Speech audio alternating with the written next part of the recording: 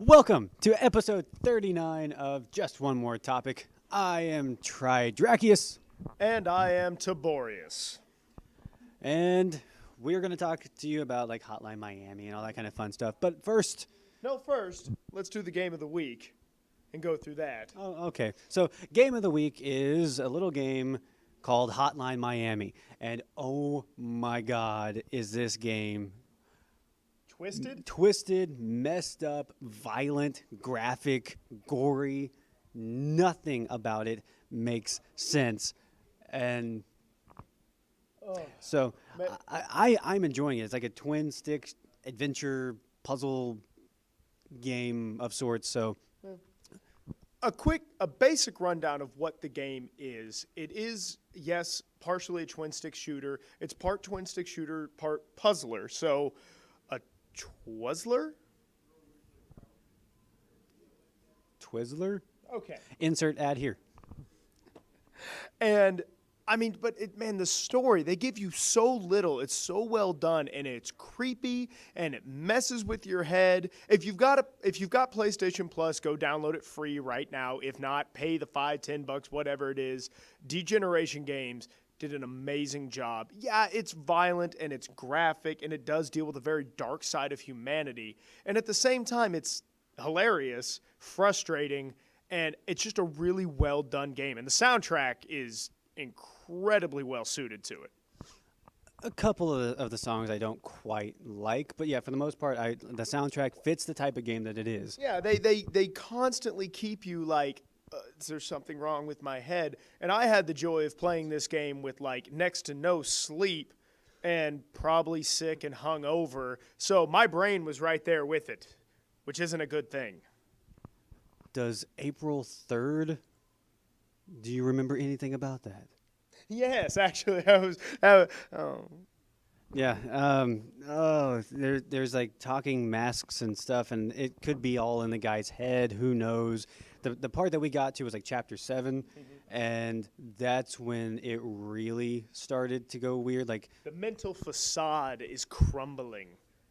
Yeah, like one of the guys that you get stuff from is like you're talking with them, and then suddenly like the screen is like flashing and like people are disappearing and like things are getting decayed, and the guy you're talking to is just like he keeps repeating but starting from a different like point.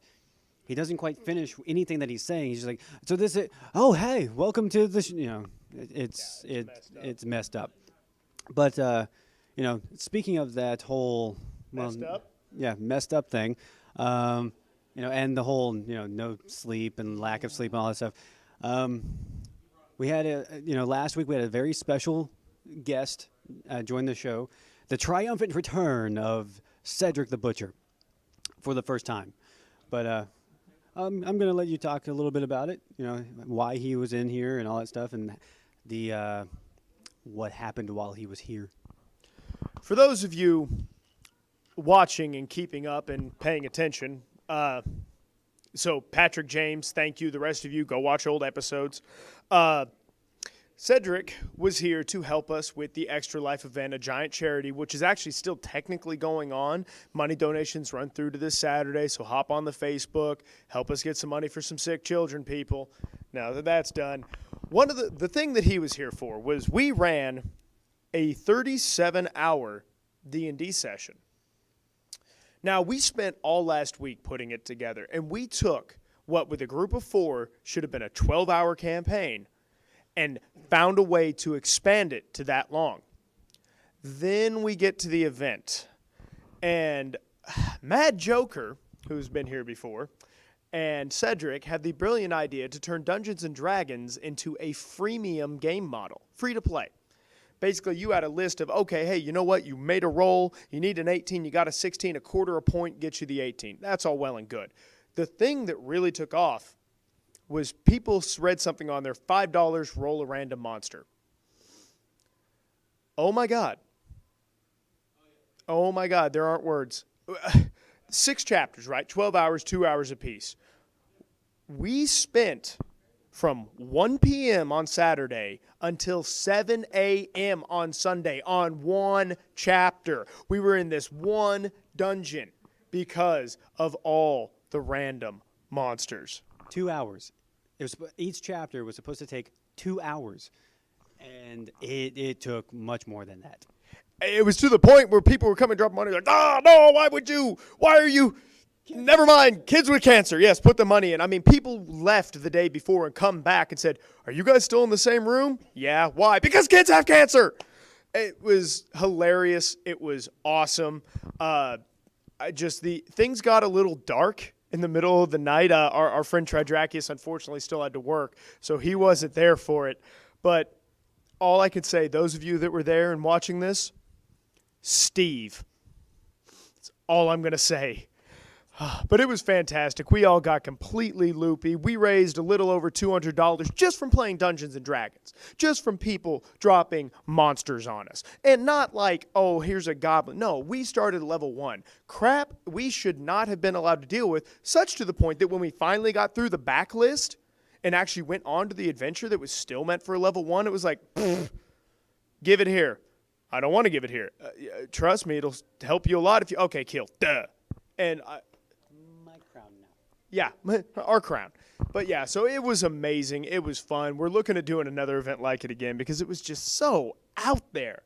But, oh, my God. Thank you, everybody, for all your donations. The Jewelry Girls, if you ever see this, y'all were awesome. It was a mother and daughter combo selling jewelry here at the event, watching us. They put down $40 to $60 by themselves to screw with us. And then the mom ends up, never done anything like it, jumps in, rolls up a mage, and kicks ass, I might add.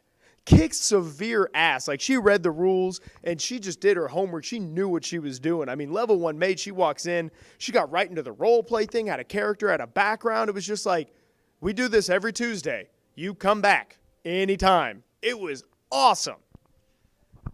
Yeah, and like you said, I unfortunately had to work, which sucked. But it's one of those things where recently got a promotion, and the days that were supposed to be off, I had to work those days because of new time requirements, blah blah blah.